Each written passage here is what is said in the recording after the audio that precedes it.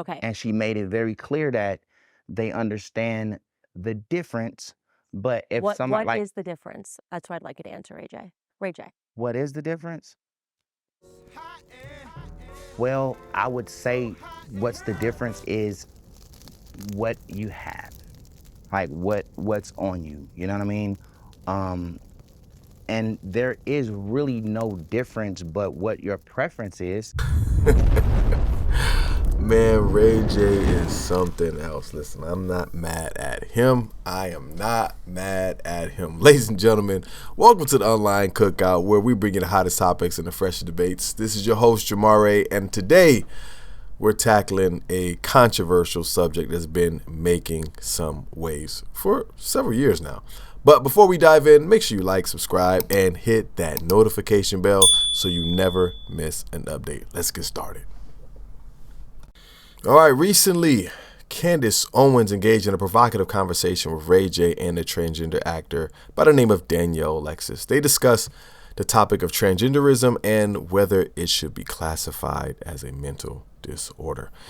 Candace being Candace, you know she's going to come with the tough questions. And Ray J being Ray J, I just believe he was completely disingenuous in this entire conversation. And I think just that's because the actress is a person that he works with, and he's also has an image to protect. So I think that's why he seems a little off-putting.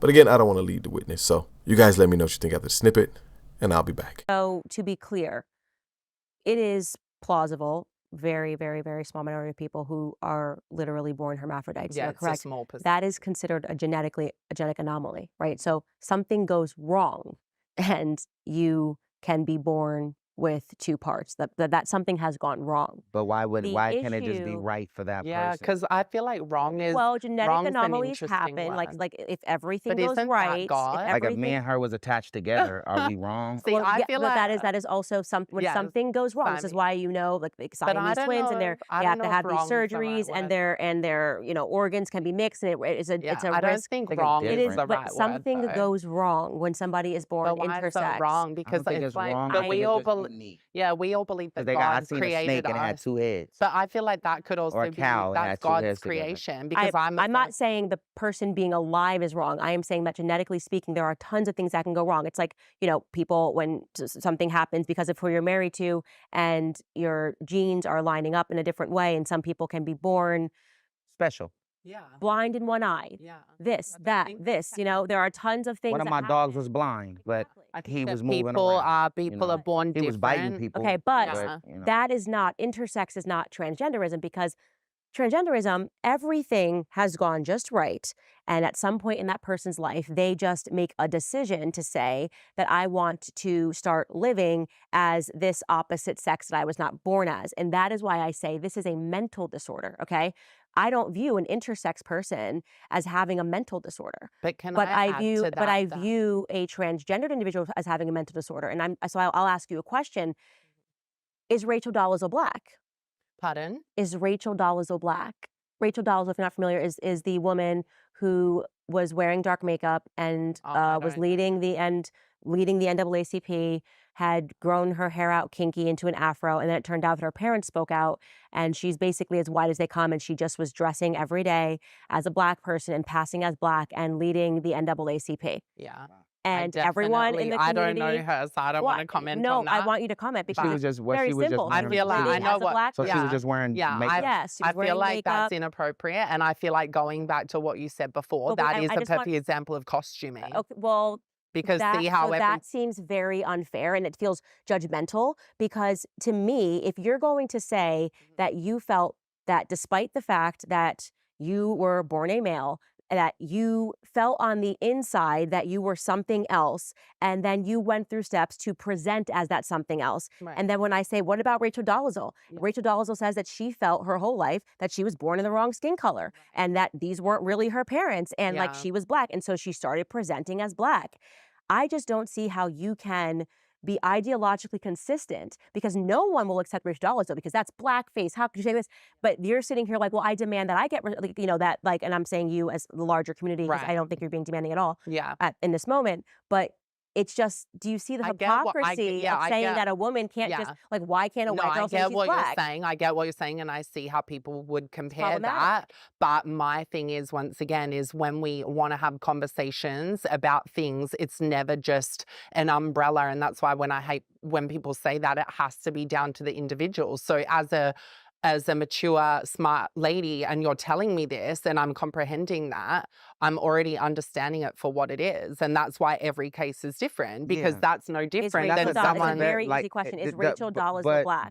But you know what? I watched something on, I think, Fox, and it was they asked a transgender guy about it, and he was stuck on the question when they said, if I said I was black, I think Pierce Morgan said it, and he said, if I say I'm black, do you consider me black? And I heard that. I said that to interview, you. yeah. He was stuck, and he didn't know what to say because he didn't want to say it wrong. Because I think that it's tricky now with race and gender, right? Not tricky. And I think that, but here's the thing: the fact that that question kind of stops the answers from flowing, because we need to elaborate more on that. We need to figure out how to really understand that question. Yeah, well, because that's being asked, and it kind of shuts everything.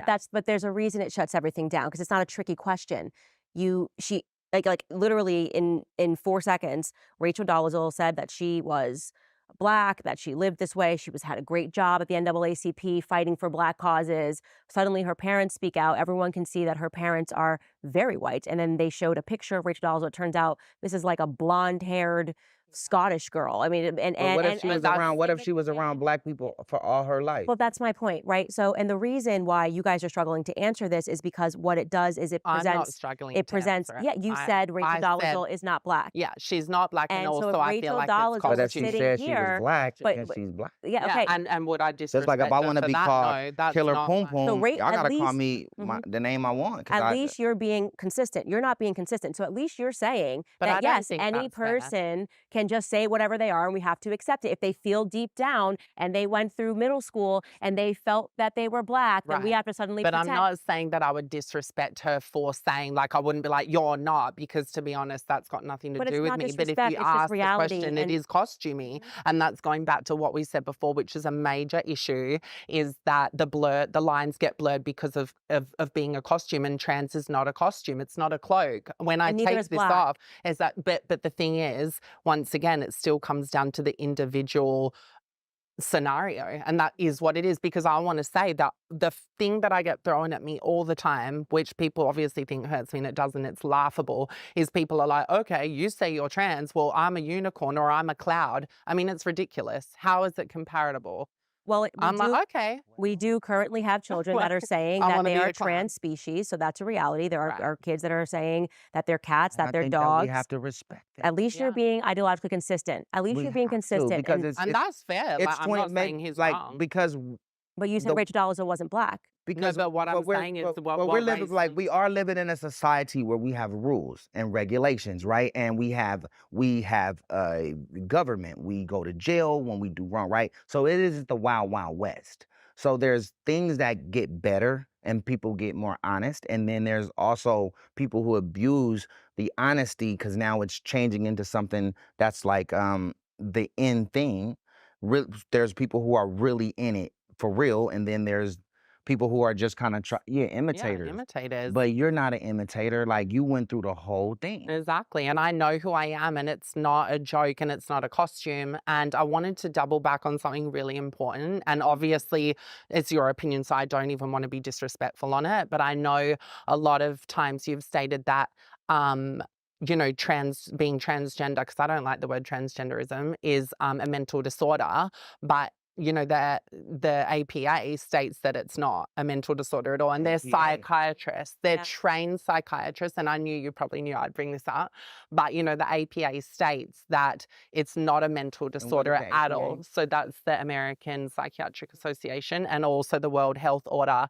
And what they state is that it's actually just obviously gender dysphoria. And then the description from gender dysphoria is the feeling of distress from gender dysphoria. But then the interesting thing about this, and I want to bring this to you because this is, you know, I know that's your statement and that's mine. But what's interesting even about that, to show how everyone is so unique, is I don't even have gender dysphoria anymore because I don't ever feel or walk around feeling like a guy.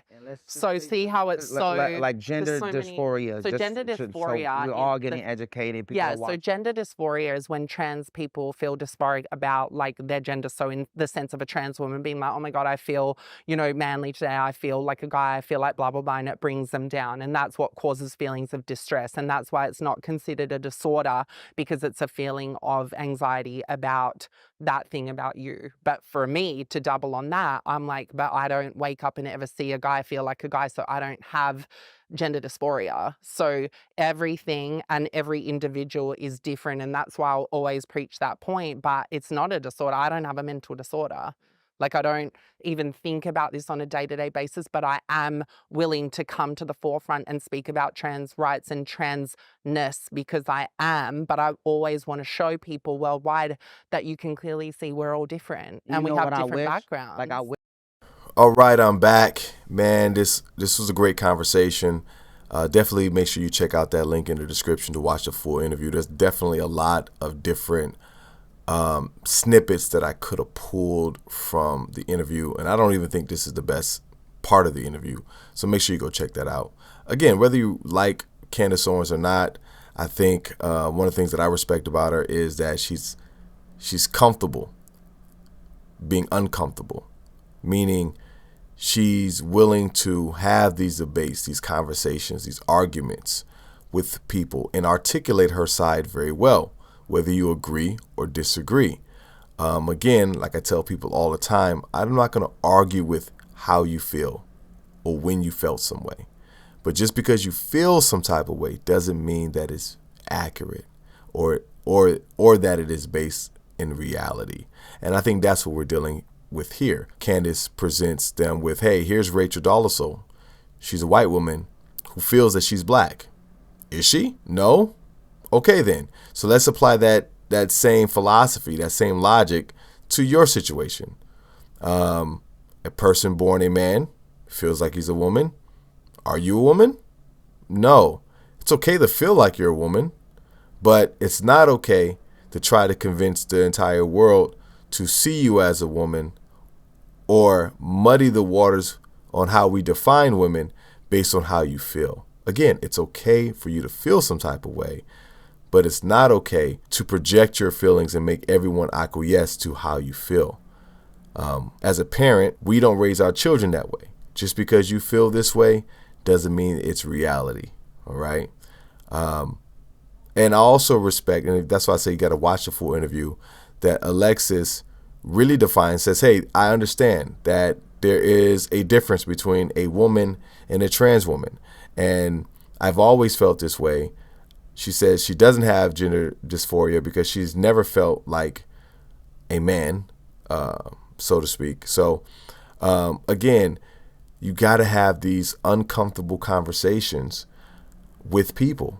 And just because you disagree doesn't mean that you can't be respectful to how someone feels. I appreciate Ray J, although I think Ray J, again, I can see where he's coming from, because here you are, you have a friend, a coworker, somebody you work with, and you're monitoring what you say because you don't want to hurt that person's feelings, right?